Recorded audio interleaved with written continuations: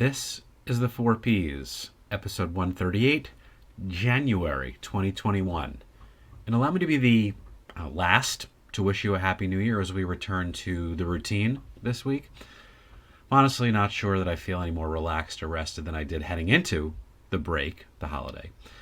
Our brief family escape to the Catskill Mountains in upstate New York in the middle of an ice storm created a few hours of white-knuckle driving, and an afternoon of snow tubing resulted in several days of sore limbs. But we did get to spend every second with our kids for about 2 weeks.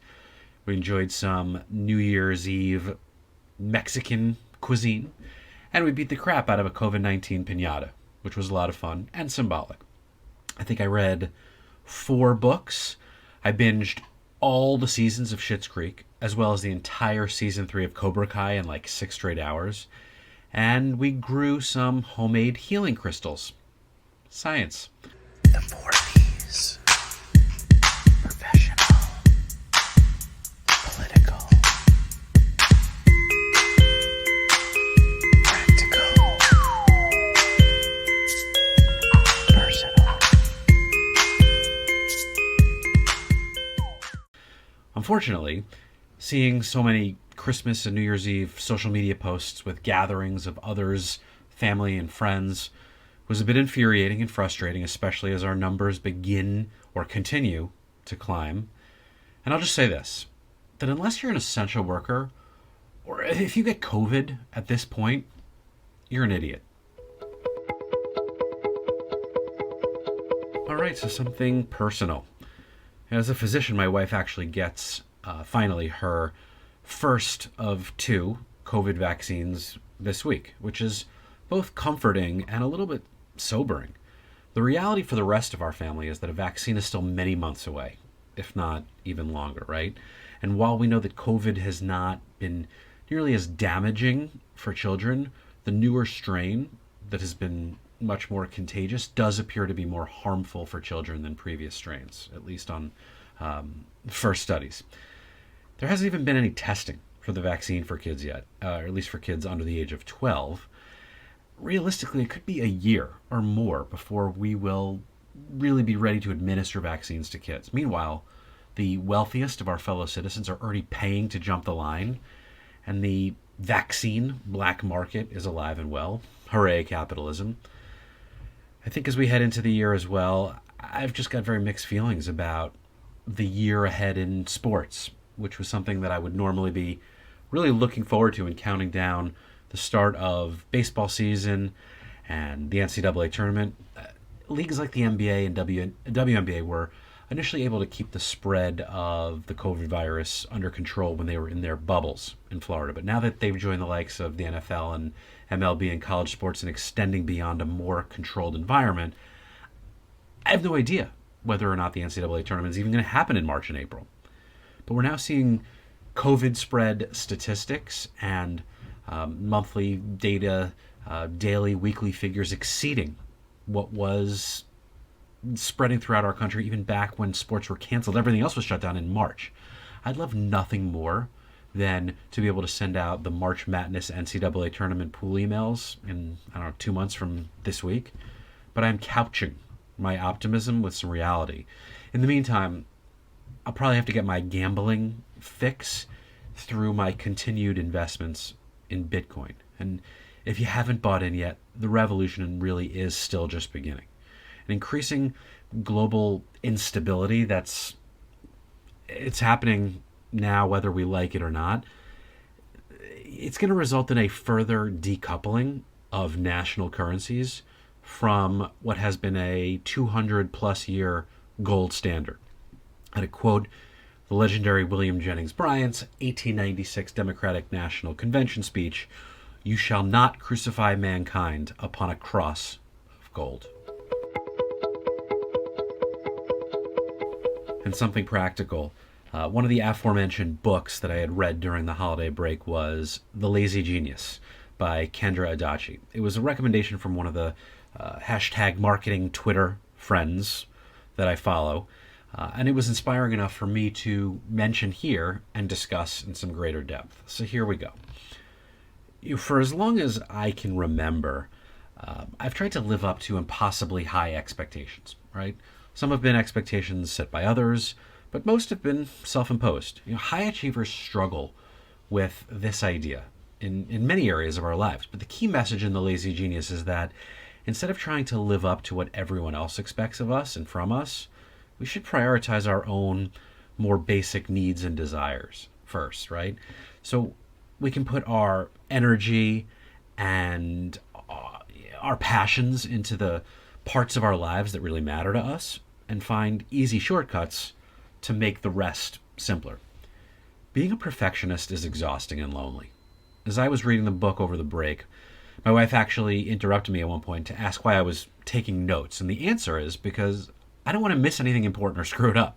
In retrospect, it seems like I wasn't quite getting it, right? If I was trying to take notes to get this entire book and the key ideas down perfectly. But instead of that, instead of trying to get it all sort of captured, I tuned into what really matters for me. And that meant caring less about capturing every specific detail and more about just trying to take away a few key things, right? Change just like that, it's impossible. Real transformation happens in small steps. And even in trying not to take notes or not overthink the messages from the book, right? Not to think about all the things that I wanted to share with you, I'm proving my impatience with change. People like me try to do everything at once and end up creating unreasonable expectations for ourselves. We can't possibly meet them all.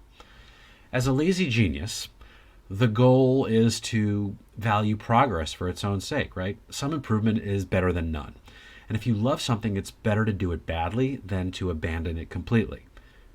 Approaching change in a small, gradual way with steps is a key tool for lazy geniuses.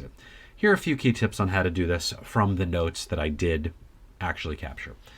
The first is to eliminate unnecessary choices, right? Fixed decisions can bring calm and focus and reduce brain clutter. That could be laying out what you're going to wear, or wearing the same thing every Monday or every Tuesday, or having the same thing for breakfast every Monday or Friday, right?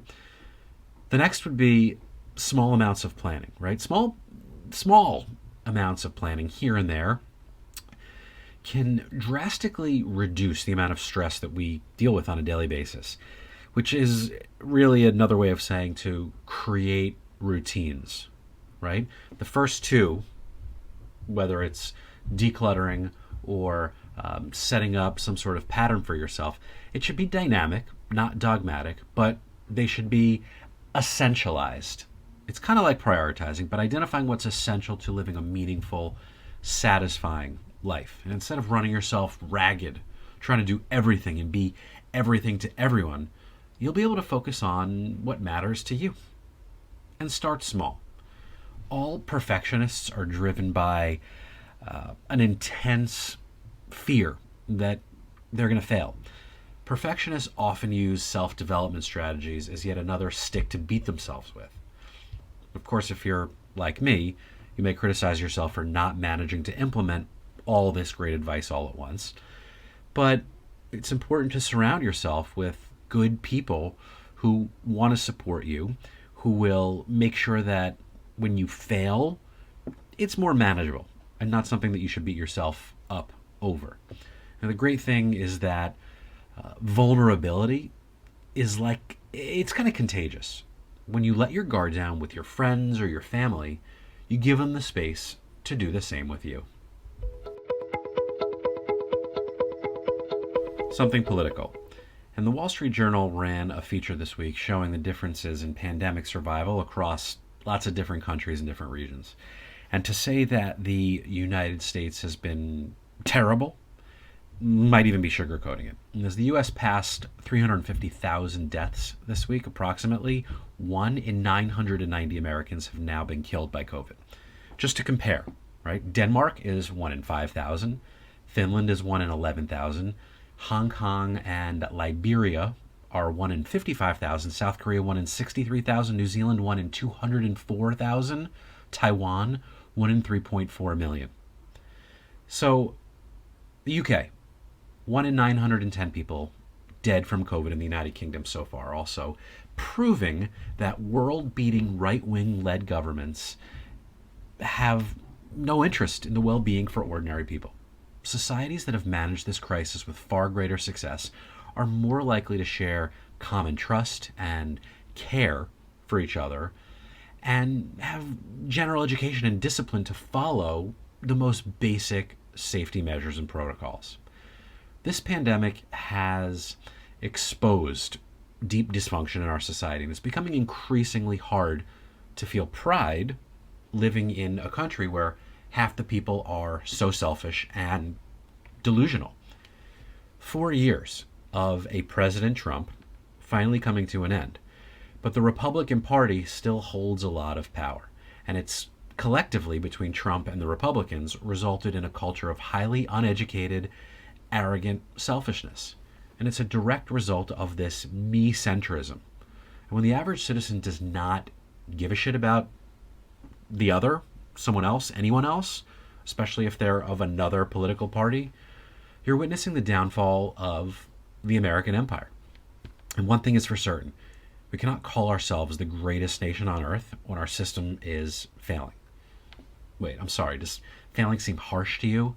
Well, there are millions of COVID vaccine doses sitting in storage right now, and there's no centralized, coordinated plan to get it to people very quickly.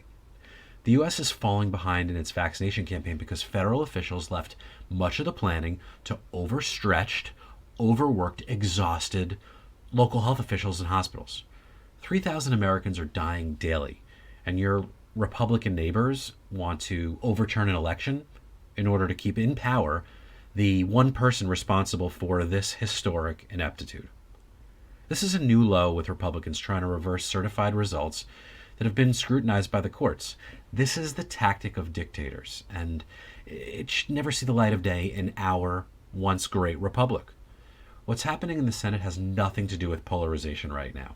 It's a far-right attempt to overthrow an election and institute authoritarian rule.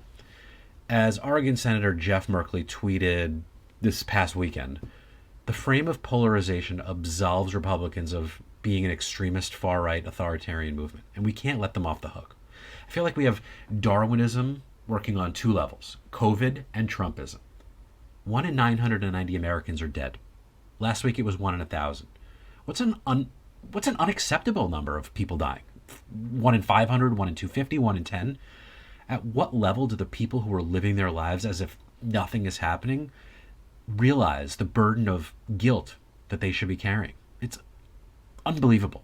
Their minds are rigged, not the election. Something professional.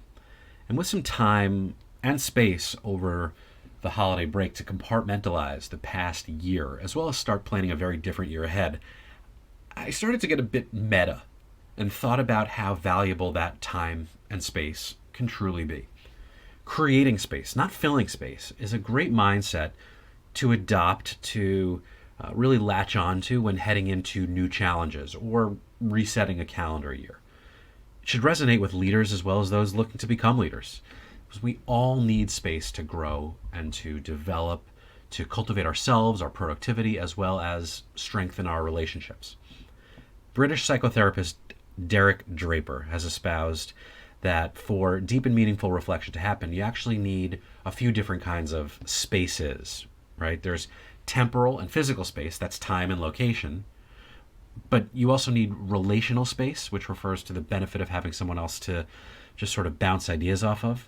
And psychic space, which is about being open to improvement and feeding your mind new and enlightening information. That's a lot of headiness coming out of a holiday break. So I will break it down a bit more simply and just a bit more practically for the rest of us who aren't British psychotherapists. Okay?